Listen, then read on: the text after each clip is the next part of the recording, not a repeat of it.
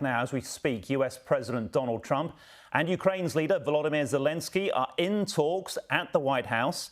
It's their first meeting there since that awkward confrontation in the Oval Office back in February. Let's cross live now to speak to CNN reporter Michael Yoshida. Michael, thanks for joining us on Sky News Australia. A very different tone to this meeting. Hey, good to be with you, Alex. Yeah, much different tone. You mentioned that meeting earlier this year. That meeting, fair to say, got quite tense at points, with a big focus at one time on the attire of the Ukrainian President Volodymyr Zelensky. And that was discussed briefly during some of the question and answer period before the start of today's meeting. Ukrainian President Volodymyr Zelensky in a suit today. He was in a suit the last time he met with the president, after that earlier meeting as well, when he was just in a T-shirt. So a much different tone today.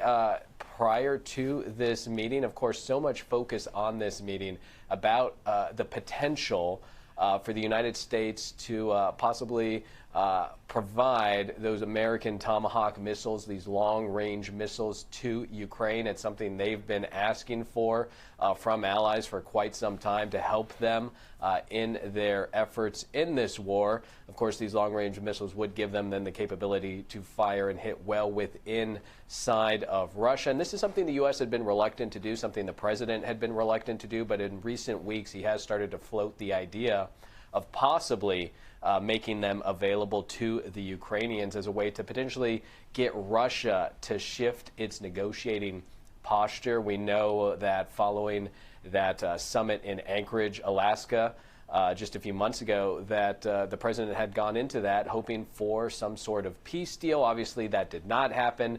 And there was some frustration in the administration with the president coming out of that. We know following that, the U.S. actually started to shift some of its intelligence sharing with the Ukrainians, giving them more intelligence on targets potentially further and deeper into Russia, things focused on Russian energy-related sites and facilities. So this has sort of been building up as the talks have really been in a holding pattern.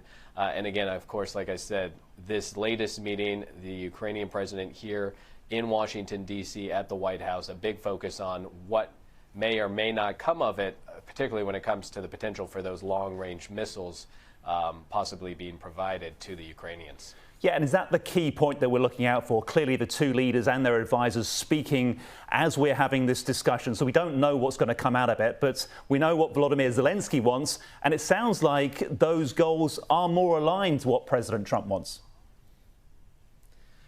Yeah, we just in the Q&A period, we heard that they were very aligned in their points of wanting peace.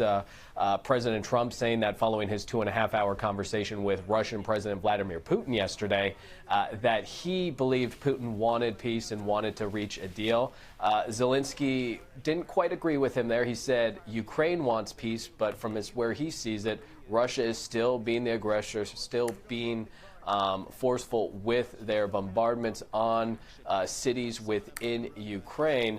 So a little bit of daylight there, but when it comes to this idea of trying to further the negotiations, it seems both see the potential for whether it's security guarantees, these Tomahawk missiles, other sanctions as being some sort of pressure point for them to try and get everyone to the table. Of course, coming out of yesterday's meeting with yesterday's phone call with President Putin, Trump raised the idea of meeting with the Russian president yet again within possibly the next few weeks in Hungary.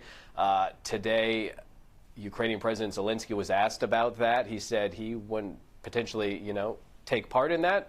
The president, Trump, said it would most likely just be himself and the Russian president, but that maybe somehow through other conversations, Ukraine could be involved as well. So again, you mentioned it. This meeting's still ongoing, and we're still obviously have our eyes, our ears waiting to hear what is said, what is written potentially on social media, as it often is these days, coming out of this meeting, and what it could potentially mean for the Russia-Ukraine war. Yeah, we'll bring our viewers those details when we know them. Michael Yoshida, CNN reporter in Washington, D.C. Thanks, Michael. Appreciate it.